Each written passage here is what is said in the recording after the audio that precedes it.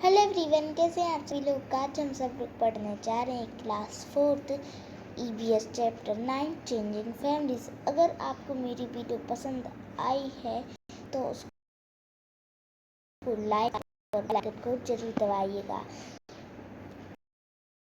अब था कि मेरी पहली वीडियो आपने देखी, तो इस वीडियो में मैं आपको क्वेश्चन आंसर करवाऊंगी। है तो मैं इस वीडियो के डिस्क्रिप्शन बॉक्स में उसकी लिंक शेयर कर दूंगी। अब तक अपन ने पढ़ा था कि निम्मी के घर में एक बेबी सिस्टर आती है। सैरन के फादर थे, उनका वो प्रमोटेड होते हैं, यानी उनका एक पद बढ़ता है और अलग सिटी में जाते हैं ना। फिर नज़ाली के फैमिली में कज़न बिरदर, यानी जो नज़ाली का बिरदर है उसकी शादी होती है। तो अपन क्वेश्चन आंसर करेंगे। Look at the pictures and write. चलिए, who where the members of Nimmi's family before the arrival of her baby sister, यानी जब निम्मी की जो फैमिली थी, जब उसमें बेबी सिस्टर नहीं थी तो कितने मेंबर थे। तो आप लिख सकते हैं निम्मी, है ना, Nimmi's mother, Nimmi's father, Nimmi's grandmother, Nimmi's uncle. तो ये कितने हो जाएंगे? 5।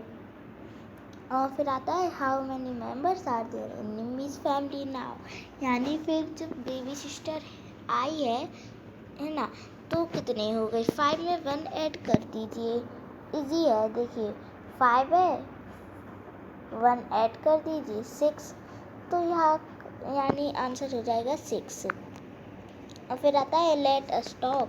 How do you think the lives of Nimmy's family members have changed after the arrival of the new baby, for example।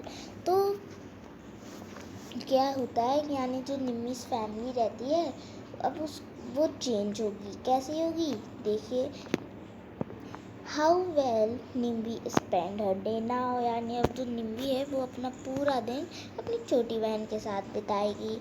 फिर what new work well her mother do now, यानी जो निम्मीज की mother है अब उसको क्या नया काम मिल गया है। तो आप लिख सकते हैं कि बेबी की देखभाल करनी पड़ेगी। ऐसे सब चेंज होते जाएंगे। फिर आता है there well we a change in the daily work of Nimmi's father, grandmother and uncle to the arrival of new baby, can you tell how, यानी जो और डेली वर्क है निम्मीस का, यानी निम्मीस के फादर, ग्रैंड मदर, अंकल के, है ना। अब वो यानी ऐसे हर रोज़ काम करेंगे क्योंकि अब बेबी सिस्टर है ना। फिर आता है हैज़ अ स्मॉल ब्रदर और sister been born in your home और in any house in your neighbourhood, यानी इस क्वेश्चन में पूछा है कि आपके घर में एक ब्रदर या सिस्टर हुई है या नेबरहुड में, यानी आस पड़ोस में। तो अगर हुई है तो यस लिख सकते हैं, अगर नहीं हुई तो आप नो लिख सकते हैं। कहता है how does it feel to have a new baby at home, यानी जब बेबी अपने घर पे आता है तो कैसा लगता है? अच्छा लगता है अपन को। How have things changed at home with the new baby, यानी जब बेबी अपने घर में आता है तो क्या क्या चेंज होती हैं। जैसे अपन बेबी के साथ खेलते हैं, है ना, बेबी के साथ सब कुछ करते हैं अपन, है ना, उसको खिलाते हैं। और मम्मी, यानी जो मम्मी रहती हैं उनका काम रहता है बच्चे की देखभाल करना, ऐसा सब कुछ चेंज होता है। फिर आता है when was the baby born. अगर आपके यहाँ पे कहीं पे नेबरहुड या आपके घर में बेबी किस दिन बॉर्न हुआ है, यानी किस दिन, आप डेट लिख सकते हैं और सन लिख सकते हैं, जैसे 2001, 2002 ऐसे, है ना। तो फिर आता है इज द बेबी बॉय और अ गर्ल। अगर बॉय होगा तो आप बॉय लिख सकते हैं, अगर गर्ल है तो गर्ल लिख सकते हैं। How are you related to him और हर, यानी बेबी के आप रिलेटेड कौन लगे। आप लिख सकते हैं अंकल, आंटी, ब्रदर, सिस्टर। फिर आता है where was the baby born. फिर बेबी कहाँ पे बॉर्न हुआ? हॉस्पिटल में बेबी बॉर्न हुआ। फिर आता है who does the baby look like, यानी बेबी किसकी तरह दिखता है। कोई कोई बच्चे जाते हैं मदर पर और कोई कोई जाते हैं फादर पर।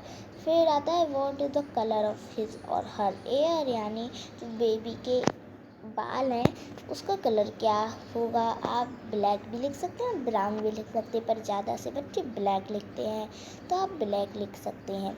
What is the colour of his और हर आइज़, यानी आइज़ भी आप ब्लैक और ब्राउन लिख सकते हैं। फिर है does the baby have any teeth, यानी जो बेबी है उसके टीथ रहते हैं। नो, जब वो छोटा रहता है, जब उसके टीथ नहीं रहते, है ना। फिर आता है what do we feed the baby with, यानी बेबी क्या खाता है। बेबी खाता नहीं है, मिल्क पीता है ना। फिर आता है what is the babies length, यानी बेबी कितने फीट का होगा, है ना, हाइट का।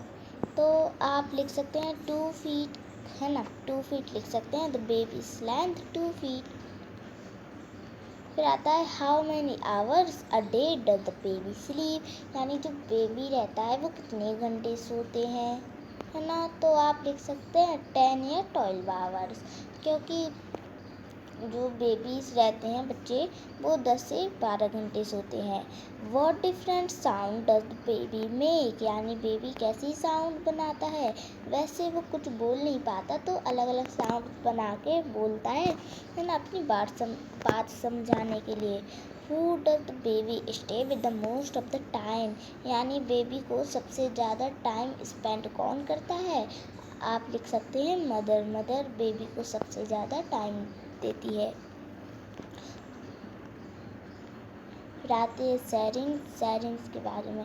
ये देखिए what will change in Sairing's family after his father's transfer, यानी जो सैरिंग्स फैमिली है वो पहले कैसी रहती थी, यानी पहले सैरिंग अपने ग्रैंडफादर के साथ रहते थे, पर अब जब वो न्यू अनदर सिटी में जा रहे हैं तो यानी अब वो दादा दादी के साथ नहीं रहेंगे, क्योंकि दादा दादी अपने घर ही में रहेंगे।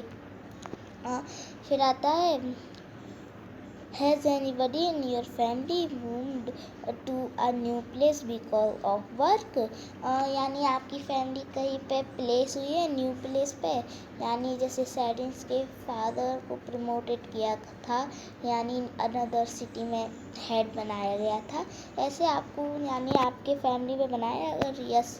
अगर बनाया गया है तो आप यस लिख सकते हैं, अगर नहीं बनाया तो नो लिख सकते हैं। फिर आता है what do you feel about this change, यानी आपको क्या लगा। आप लिख सकते हैं कि सैरिंग्स के जो फादर हैं वो पहले सबके साथ यानी सबके साथ रहते थे, अब जब वो यानी अब वो अलग सिटी में गए हैं तो अब सैरिंग अपनी यानी दादा दादी के बिना रहेगी अपनी मम्मी पापा के साथ। फिर रहता है his is there anyone in your class और school who has come to your school from another place, if so talk to him और हर।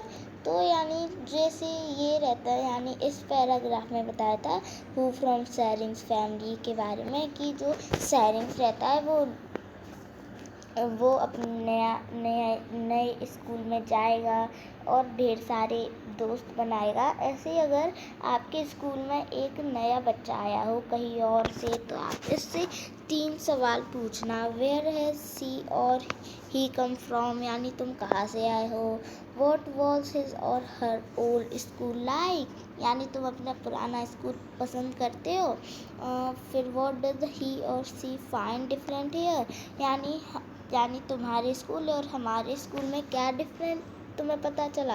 और फिर डज ही और सी लाइक द चेंज, यानी तुम्हें कुछ चेंज भी लगा। ऐसे आप 4 सवाल पूछना इसमें एक्टिविटी में दिया है। फिर आता है नज़ालिस की फैमिली, और यहाँ पे मैंने आपको 2 क्वेश्चन करवा दिए थे। अगर आपको मेरी वीडियो पसंद आई हो तो उसको लाइक शेयर एंड सब्सक्राइब और बेल आइकन को जरूर दबाइए। Thank you.